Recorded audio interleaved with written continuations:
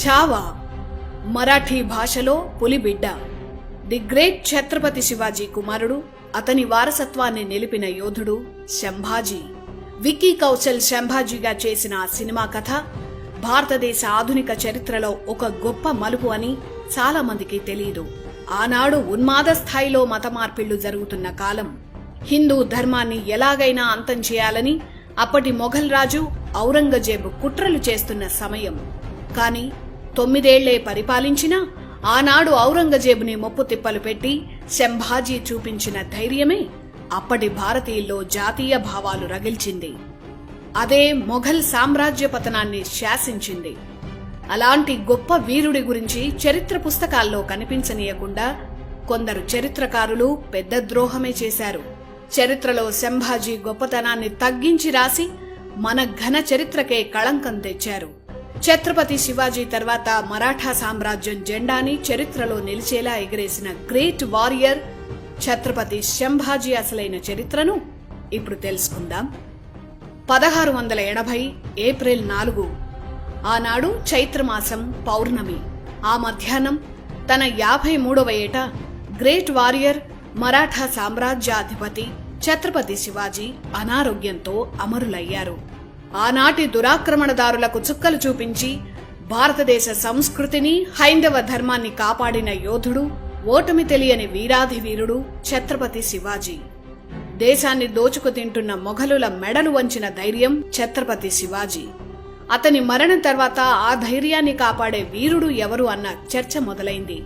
శివాజీకి 2 కుమారులు. వారిలో పెద్దవాడు శంభాజీ.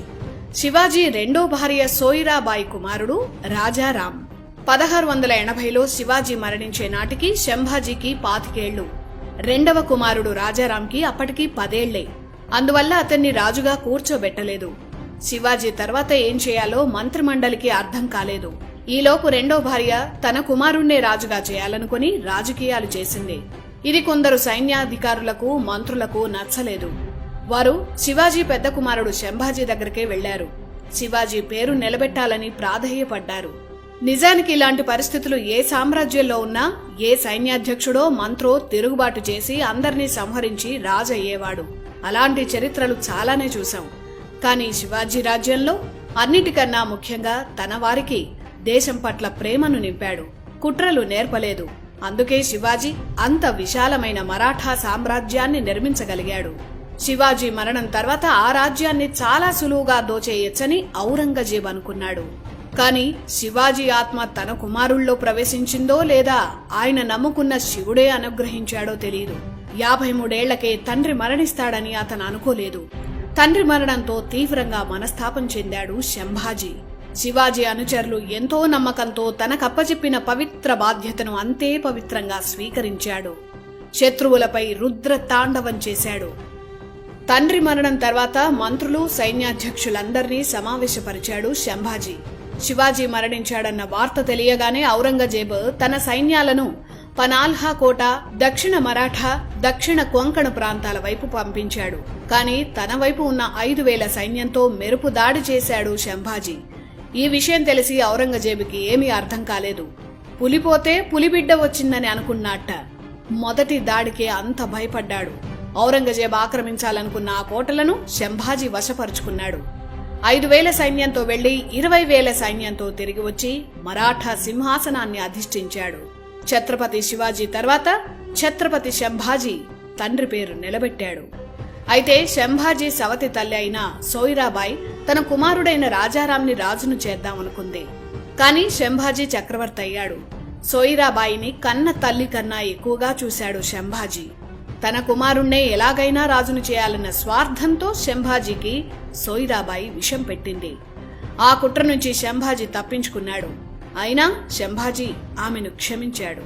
అప్పుడు పశ్చాత్తాపంతో ఆమె ఆత్మహత్య చేసుకుంది.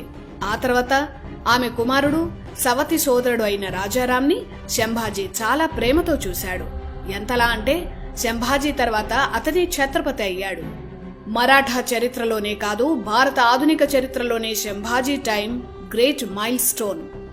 ఎందుకంటే శివాజీ భారతీయ ఆత్మను కాపాడాడు. శంభాజీ తన త్యాగాలతో ప్రతి గడపలోనూ జాతీయ భావాలను నిద్రలేపాడు.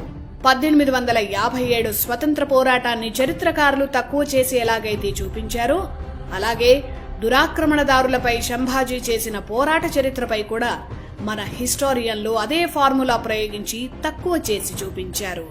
శివాజీ షేర్ అయితే సంభాజీ ఛావా అంటే పులిబిడ్డ అని అర్థం. అప్పట్లో మరాఠాలు సంభాజీని ఛావా అని పిలిచేవారు. సంభాజీ బతికున్న నాళ్లు అతని నీడను కూడా తాకలేకపోయాడు ఔరంగజేబ్. అతని పేరు వింటేనే మొఘల్ సైన్యం వణికిపోయేది. 1681 నుంచి ఔరంగజేబ్ మరాఠా రాజ్యమైన దక్కన్పై దాడి చేస్తూనే ఉన్నాడు. చివరికి మరాఠాలను గెలవాలన్న కల కలగానే మిగిలి ఆ మనస్తాపంతోనే ఔరంగజేబు చనిపోయాడు.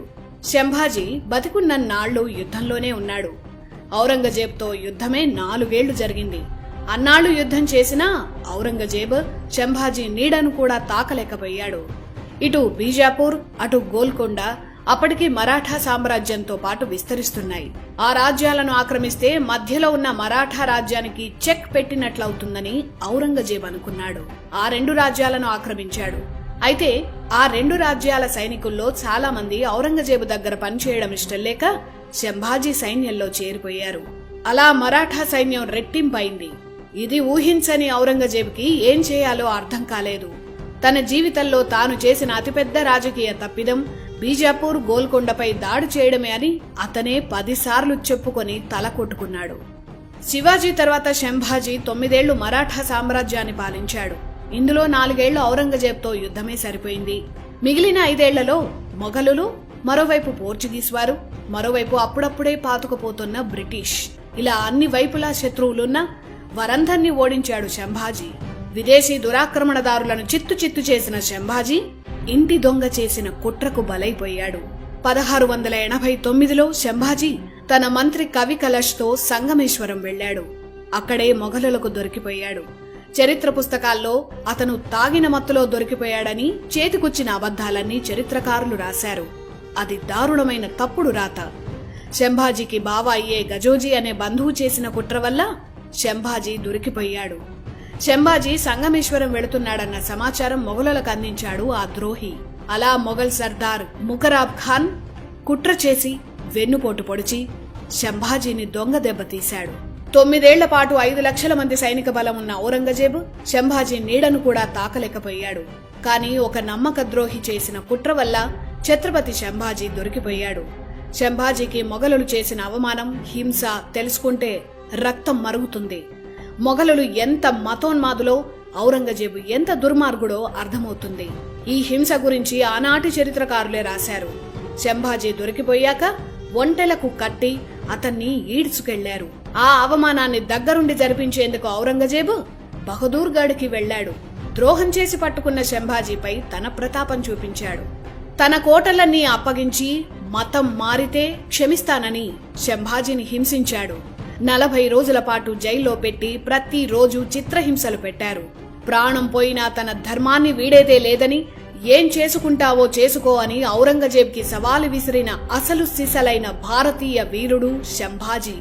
అతని తోలు మొత్తం రోజురోజు కొంచెంగా వలిచేసేవారు. వారి ఉన్మాద చేష్టలన్నీ సంభాజీపై ప్రయోగించారు. అతన్ని పరిగెత్తించి దొరికిన ఆయుధంతో అతన్ని మొఘల్ సైన్యం హింసించేది. ఒళ్లంతా రక్తంతో తడిసినా సంభాజీ మతం మారడానికి అంగీకరించలేదు. పైగా అతను ఎప్పుడూ హరహర మహాదేవ్ అంటూ పాడేవాడు. శివుణ్ణి ప్రార్థిస్తున్న ఆ నాలుకను ఔరంగజేబ్ కోయించేశాడు. ఇప్పటికైనా మతం మారితే వదిలేస్తా అన్నాడు ఔరంగజేబు. అప్పుడు ఒక కాగితం కలం తెప్పించుకున్నాడు సంభాజీ. నేను మతం మారను, నా ధర్మాన్ని వీడను, నీకు చేతనైంది చేసుకో అని రాసి ఔరంగజేబ్కి ఇచ్చి చదువొస్తే చదువుకో అన్నాడు. అంత ఆత్మబలం ఉన్నవాడు సంభాజీ. అది చూసి ఔరంగజేబు రెచ్చిపోయాడు.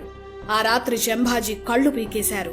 1689 మార్చి 11న సంభాజీ శరీర భాగాలను ఒక్కొక్కటిగా నరికి క్రూరంగా చంపారు. అతని తలను వేరు చేసి తమ శత్రు రాజ్యాల్లో ప్రదర్శించారు. కానీ అదే మొఘలుల పాలనకు అంతిమ ఘట్టమవుతుందని ఆనాడు ఔరంగజేబు ఊహించలేకపోయాడు. ఛత్రపతి శివాజీ తన వీరత్వంతో, ధర్మంతో ప్రజలను కలిపాడు. ఛత్రపతి సంభాజీ తన ధర్మం కోసం చేసిన అనితర సాధ్యమైన త్యాగం మరాఠా సామ్రాజ్యాన్ని కదిలించింది.